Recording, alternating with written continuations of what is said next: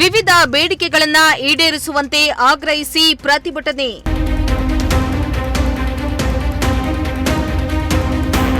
DC ಕಚೇರಿ ಎದುರು ಆಶಾ ಕಾರ್ಯಕರ್ತೆಯರಿಂದ protest.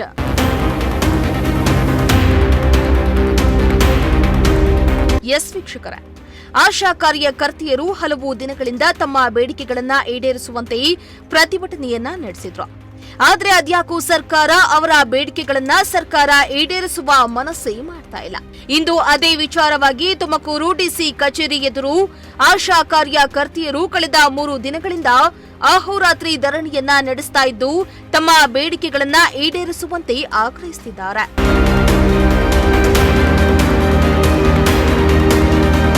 ಹೌದು, ಜಿಲ್ಲಾಧಿಕಾರಿ ಕಚೇರಿ ಬಳಿ ಮಂಗಳವಾರದಿಂದ ಆಶಾ ಕಾರ್ಯಕರ್ತೆಯರು ಅಹೋರಾತ್ರಿ ಪ್ರತಿಭಟನಾ ಧರಣಿಯನ್ನ ನಡೆಸುತ್ತಿದ್ದಾರೆ.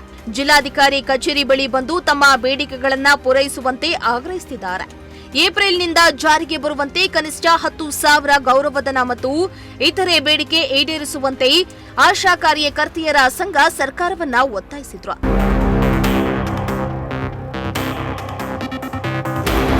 ಇನ್ನು ಈ ವೇಳೆ ಜಿಲ್ಲಾಧ್ಯಕ್ಷೆ ನಿರ್ಮಲಾ ಮಾತನಾಡಿ, ಕಳೆದ ಜನವರಿ ತಿಂಗಳಲ್ಲಿ ಬೆಂಗಳೂರಿನ ಫ್ರೀಡಂ ಪಾರ್ಕ್ನಲ್ಲಿ ನಡೆದ ಪ್ರತಿಭಟನೆಯ ಸಂದರ್ಭದಲ್ಲಿ ಮುಖ್ಯಮಂತ್ರಿ ಸಿದ್ದರಾಮಯ್ಯ ಏಪ್ರಿಲ್ 2025ರಿಂದ ಮಾಸಿಕ ಕನಿಷ್ಠ 10,000 ಗೌರವಧನ ನೀಡುವ ಭರವಸೆಯನ್ನ ನೀಡಿದ್ರು.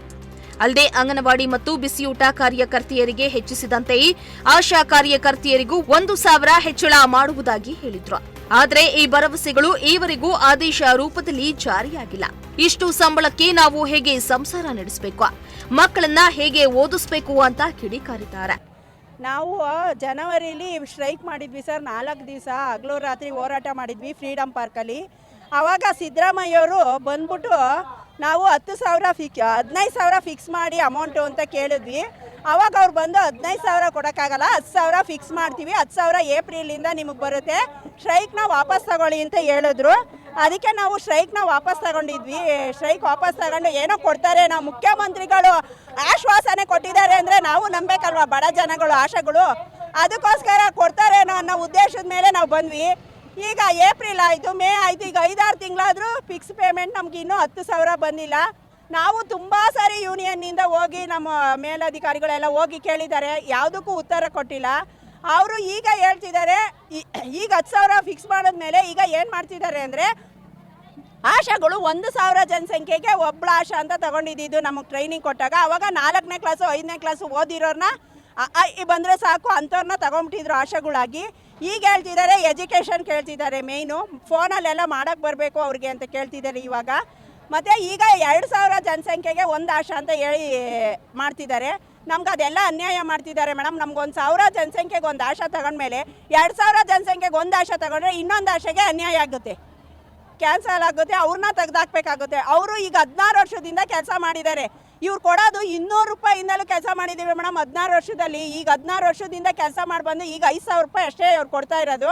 ಇಷ್ಟೊಂದು ದಿವಸ PF ಇಲ್ಲ, EF ಇಲ್ಲ, ಏನೂ ಇಲ್ಲ, ನಿವೃತ್ತಿ ಆದರೂ ಏನಿಲ್ಲ. ಈಗ ಏಕದಮ್ಮು 60 ವರ್ಷ ಆಗಿರೋರನ್ನ ತೆಗೆದಾಕ್ಬಿಟ್ಟಿದ್ದಾರೆ, ಕೆಲಸ ಮಾಡೋಂಗಿಲ್ಲ ಅಂತ ಹೇಳಿ. ಅದನ್ನು ಏನು ಹೇಳಿಲ್ಲ, ಏಕದಮ್ ತೆಗೆದಾಕ್ಬಿಟ್ಟಿದ್ದಾರೆ 60 ವರ್ಷ ಆಗಿರೋರನ್ನ.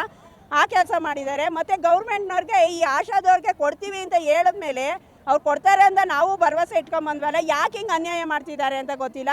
ಈಗ ಮತ್ತೆ ಗೈಡ್ಲೈನ್ಸ್ ಕೊಟ್ಟಿದ್ದಾರೆ ನಮಗೆ, 100% 80% ಆದ್ರೂ ಕೆಲಸ ಮಾಡಿರಬೇಕು ಆಶಾಗಳು ಅಂತ ಗೈಡ್ಲೈನ್ಸ್ ಕಳಿಸಿದ್ದಾರೆ. ಇಷ್ಟು ಗೈಡ್ಲೈನ್ಸ್ ಕಳಿಸಿದ್ರೆ ಅವ್ರಿಗೆ ಅಮೌಂಟು ಇಲ್ದಿದ್ರೆ ಇಲ್ಲ ಅಂತ ತಿಂಗಳ ಈಗ ಪ್ರತಿಯೊಂದು ಕೆಲಸನೂ ನಾವು ಮಾಡ್ತಿದ್ದೀವಿ. ಒಂದೊಂದು ಕೇಸ್ ಇರಲ್ಲ, ಏನು ಮಾಡೋದು, ಹಿಂಗೆ ಗೈಡ್ಲೈನ್ಸ್ ಹಾಕಿ ನಮಗೆ ಫಾರ್ಮಿಟ್ ಥರ ಕೊಟ್ಟರೆ ನಮ್ಗೆ ತುಂಬ ಕಷ್ಟ ಆಗ್ತಾ ಇದೆ ಕೆಲಸ ಮಾಡೋಕ್ಕೆ. ಇನ್ನು ಮೀನಾಕ್ಷಿ ಎಂಬುವವರು ಮಾತನಾಡಿ, ಮುಂಚೆ ತಗೋಬೇಕಾದ್ರೆ 5 ಮತ್ತು 6ನೇ ಕ್ಲಾಸ್ ಓದಿದ್ರೆ ಸಾಕು ಅಂತ ಹೇಳಿದ್ರು. ಜನಸಂಖ್ಯೆ ಆಧಾರದ ಮೇಲೆ 21 ದಿನ ಟ್ರೈನಿಂಗ್ ಕೊಟ್ಟು ಯಾಕೆ ತಗೋಬೇಕಾಗಿತ್ತು?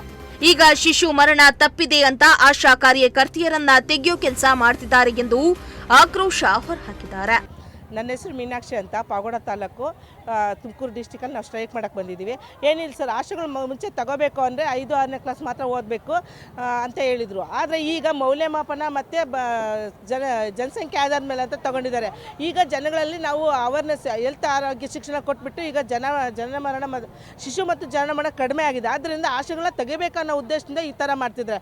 ಯಾವುದೇ ಕಾರಣಕ್ಕೂ ನಮಗೆ ಯಾಕೆ ಸರ್ ಇಷ್ಟು ದಿನ ಟ್ರೈನಿಂಗ್ ಕೊಟ್ಟು HBYC 21 ಟ್ರೈನಿಂಗು ಅವೆಲ್ಲ ಕೊಟ್ಟು ನಮ್ಮನ್ನು ಯಾಕೆ ಯಾಕೆ ತಗೋಬೇಕಾಯಿತು? ಆದ ಕಾರಣ ನಮ್ಗೆ ಟ್ರೈನಿಂಗ್ ಎಲ್ಲ ಆಗಿದೆ, ಯಾವುದೇ ಕಾರಣಕ್ಕೂ ನಮ್ಮನ್ನ ಕೆಲಸದಿಂದ ತೆಗಿಬಾರ್ದು, ನಮಗೆ ಫಿಕ್ಸ್ ಪೇಮೆಂಟ್ ಮಾಡಿಕೊಡ್ಬೇಕು. ಕ್ಯಾಮರಾ ಪರ್ಸನ್ ರಾಕೇಶ್ ಜೊತೆ ಸುಷ್ಮಿತಾ, ಪ್ರಜಾಶಕ್ತಿ ಟಿವಿ, ತುಮಕೂರು.